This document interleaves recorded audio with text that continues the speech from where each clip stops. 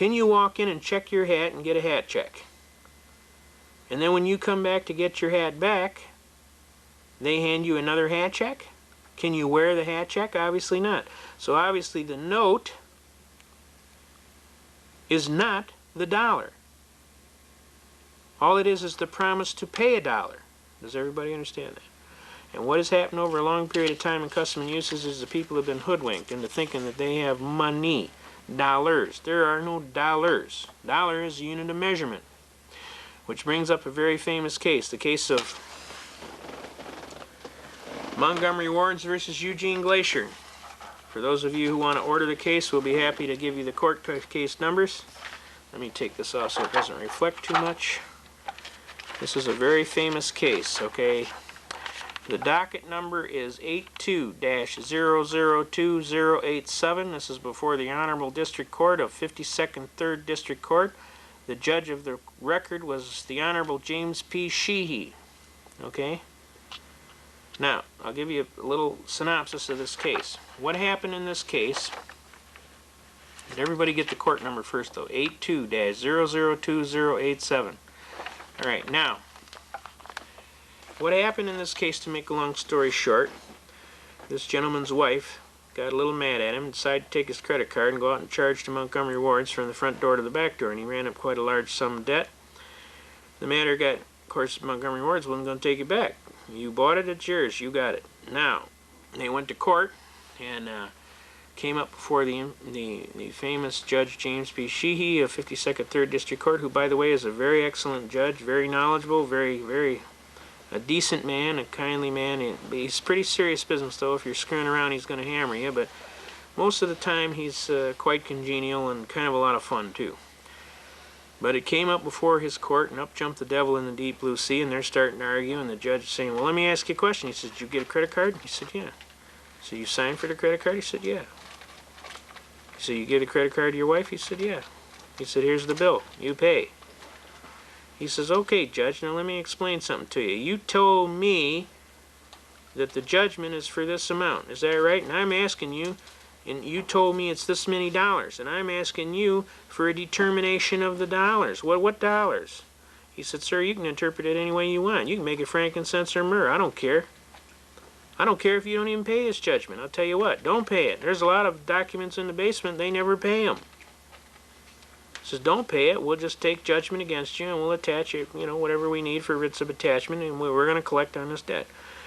He said, sir, you misunderstand my point. Now, you have told me this amount of dollars, and I'm confused here. I need to know something about these dollars. He says, well, let me clarify it for you. I've entered a judgment against you for the amount due, all right?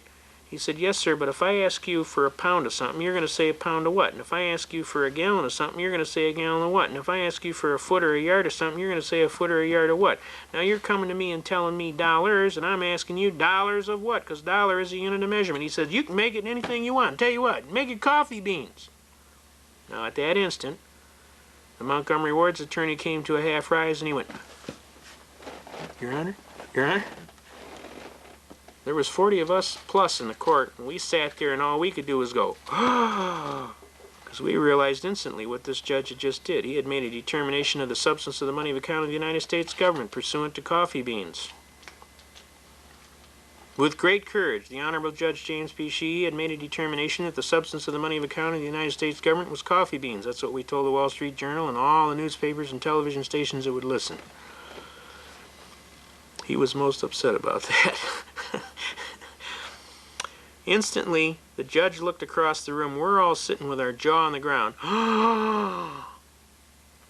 And he leaned back in his chair, flipped his pencil in the air, and he said, "Ah, S with a hit," on the record. He realized that a landmark Michigan court decision had occurred. He realized that Montgomery Wards wasn't going to say nothing. Because they won. They ain't going to appeal. They won. What are they going to appeal? You won? You won. You won? You won. There's nothing to appeal. We weren't going to appeal because we won too. We got the judge to make a determination that the substance of the money of account of the United States government was coffee beans. You can see in the back of this book here, Mr. Glacier took the judgment right here, and this was for $1,098.97. He did it in 100 bean bags certified, 1 bean to the dollar. and 97/100. We cut the tip of the bean off, painted a white line on it. He sent it to Montgomery Ward's. We got it on there? Mm-hmm. Please find enclosed in this package 1,148 coffee beans, which is payment in full, pursuant to Judge of the 52nd District Court, October 8, 1982, before this Honorable Judge James P. Shee. I thank you, sir, for your time and trouble concerning this matter. Most graciously, yours truly, Eugene Glacier. And it's certified mail sent to him. They never said nothing. Nor would they, nor could they. He honored the stipulation of the judge. Okay? Now, to this date, this gentleman comes to court with a big red bag, marble bag, full of coffee beans that he's got stenciled on the side, Gene's Beans. I'll read you the last statement. This is kind of hilarious. It's pretty good. He's asking for a determination of the substance of the money of account. I'll read you about the last 3 pages. He goes, all right. Therefore, really out of his own testimony, it seems to me that judgment really is unavoidable in that amount. Thank you, Your Honor, the court. Anything else, sir? You have the right to a closing argument, Mr. Glacier. Only that I don't think I received a fair and equitable trial here today, the court. This is a closing argument regarding this trial, okay? As to the subject matter, Mr. Glacier, subject matter, I have nothing to add to the subject matter here, the court. The court makes the following finding of facts, that the court finds that pursuant to Plaintiff's Exhibit Number 1, that Mr. Glacier, Eugene Glacier, entered into a contract with Montgomery Ward's and the company which it is a monthly account.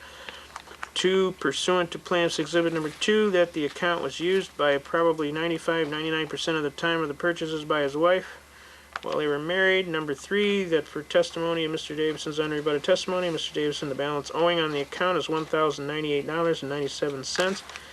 And the court also finds that Mr. Grossman's, excuse me, from Mr. Glacier's testimony that he just recently got divorced, approximately August 24, 1981.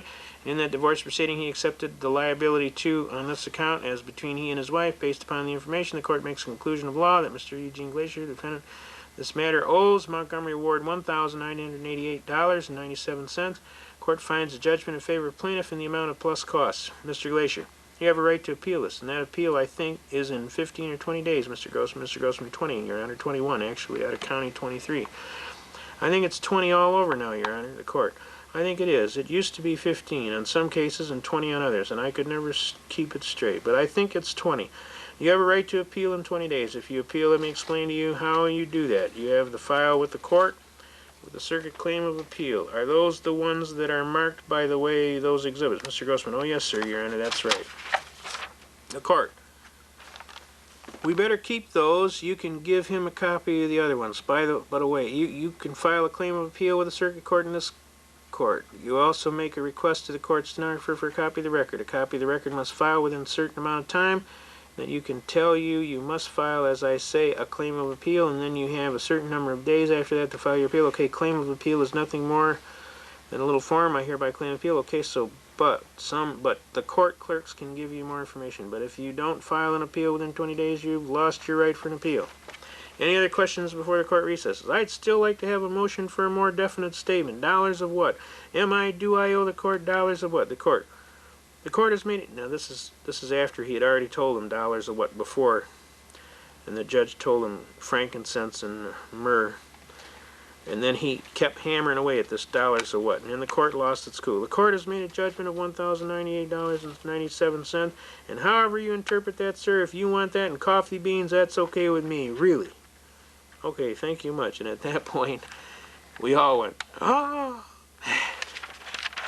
And he went, O.S. with a hit. He realized he threw his pencil up in the air. Now this is a magnificent case and an example. And to this day, this gentleman still pays court judgments with coffee beans. And it's a viable case. You can use the case as a reference. It's a landmark Michigan court decision. We use it thoroughly. Okay? Now, to make a long story short, Article 1, Section 10 of the Constitution is clear and specific. It says nothing but gold and silver coins shall be made a tender in payment of debt. We want to give a number out on where to get those tapes too. The tapes. It'll be on the end of the tape or at the beginning. Yeah, okay. All right. We want to make sure they get the tapes about Wake Up America. All right.